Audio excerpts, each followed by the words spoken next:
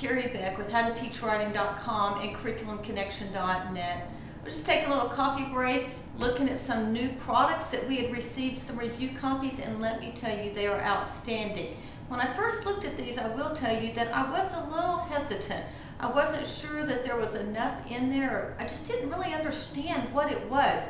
And you may have the same thing. You may look at it and go, well, what's the big deal? I don't know that that's really what I need to teach literature to my students. Basically, this is Excellence in Literature, Level 3, which would be a junior in high school. It's American Literature. And this is Excellence in Literature, British Literature. They are set up similarly, so I'm just going to show you one of them and then tell you what's in the other book. But let's just take American Literature here. This is by Janice Campbell, who's been teaching literature and preparing students for college for a long time.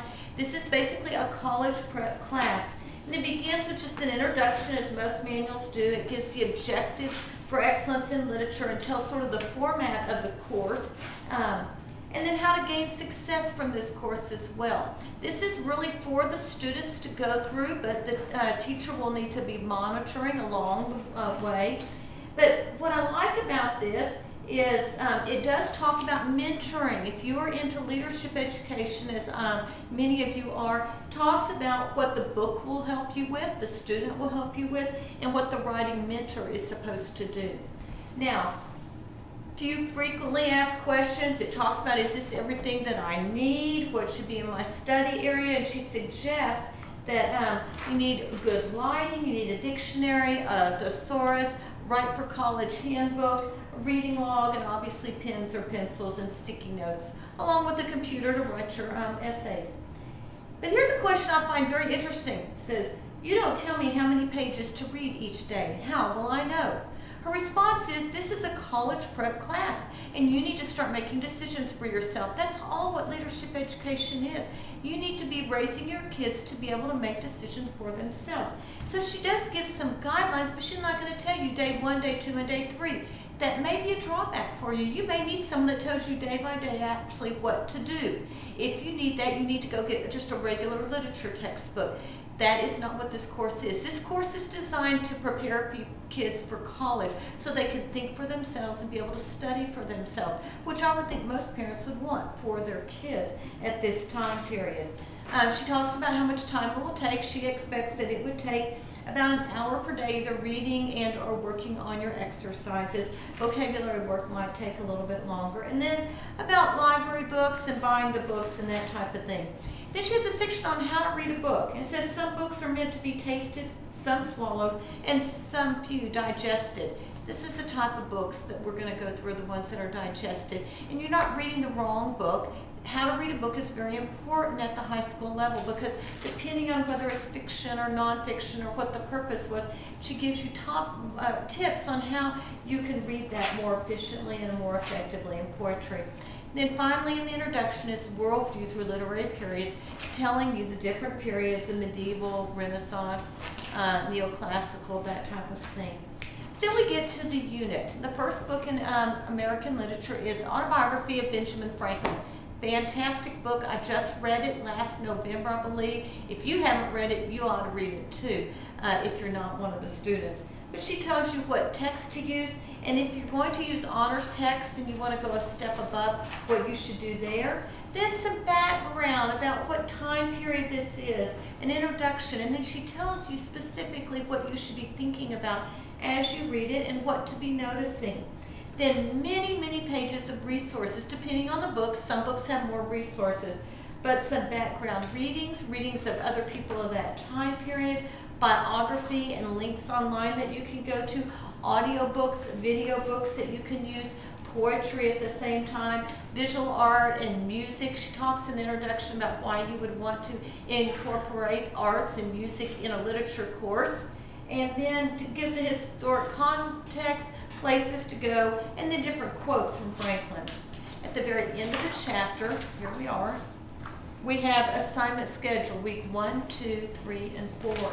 And basically, the beginning is reading the text and writing an author profile. Week 2 is copying some of Franklin's quotes that he had and continuing your reading. And week 3, and most all of them, is beginning a 750-word essay. And then she gives you 2 topics, and week 4 is editing and getting that to a finished draft. Now, I need to tell you, don't feel lost. You may be going, great, I don't know how to write an author profile. I don't know how to write an essay with a historical format. You don't have to worry. In the back of this book, one of the bonuses you will receive is a format section. Let me get to the beginning of this. Formats and models. And what you will see here is this is an approach papers format. She tells you exactly what to do. This is a sample one of those as well, so you can see a student's. Then we have here a historical approach paper, and then the different parts of that. Explains that and then gives a sample essay. So for each type of essay that she has you write, she explains it in the back, tells you the format, the structure you need to follow, and then gives some samples. Literary, there's a poetry one, a literary analysis, poetry analysis, and then MLA. MLA being the format that you want to use and what's all up with that. It's just telling you how to set up your papers so that they look good. Then we have an evaluation rubric that tells you, you as the teacher would be looking for these ideas and concepts, the organization, the voice, the word choice, and sentence. There's many sections. There's a back side to this as well. You need to be looking for the mechanics and the presentation, and then a rating scale. If you're using IEW writing, then there is also a rubric for that, and it will be explained. Then we have basically student evaluation summary for each one of your 1 to 9 units over the year, and different categories for your paper. So you can keep it all in one, and that's basically what you need for your transcript. And then finally we have a glossary, and then in the very back she gives some selected resources. These would probably be more for the teacher than they would be for the student. So let me just read to you the different books that you're going to be reading this year. This is fantastic. There are so many resources, essays already picked out for you. They tell you how to do them. You as a teacher can just pick this up and go with it. We've got, besides Ben Franklin, Rip Van Winkle, and Legend of Sleepy Hollow by Washington Irving, The Last of the Mohicans by Cooper, House of Seven Gables by Nathaniel Hawthorne, Moby Dick by Herman Melville, The Adventures of Huckleberry Finn by Mark Twain, House of Mirth by Edith Wharton, The Great Gatsby by F. Scott Fitzgerald, and The Old Man and the Sea by Hemingway. One thing I did forget to tell you is she does have a section here about if you want to make this an honors course and what you would need to do that. If you don't have a literature course and you want to do something that really encourages your child to think and not just answer a bunch of questions, this is for you. If you need a very structured day by day and little questions to go along the way, you need to go get a textbook with that. But this is the guide that you need if you want to learn how to really study American literature.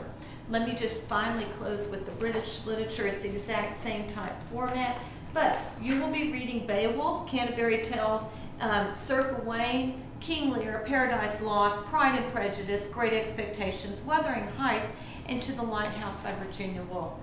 Excellent choices, excellent help. If you're a teacher that needs good guidelines for really raising your kids to be leaders instead of followers, I highly recommend Excellence in Literature by Janice Campbell.